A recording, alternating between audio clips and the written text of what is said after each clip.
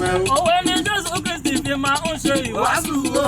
Torí afọ́jú kan ló sáré tọ̀ Jésù lọ.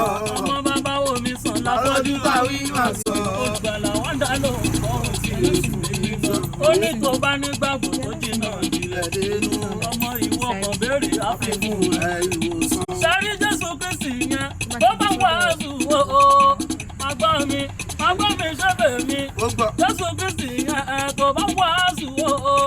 Pẹ̀lú òwe ni Jésù Kristi ti máa ń ṣe ìwàásù o. Orí afọ́jú kan ló sáré tọ̀ Jésù lọ. Ó ní bàbá wo mi sàn láfọ́jú láwí máa sọ. Olùgbàlà wá dá lóhùn gbọ́ tí Jésù mi wí sọ. Ó ní tó bá nígbàgbọ́ tó jìnnà ìjìnlẹ̀ dénú. Ìwọ kan béèrè àfikún ẹ̀ ìwòsàn. Ó ní gbàgbọ́ o ẹ lọ múra. Ẹ má fojú sí orí ayé kan.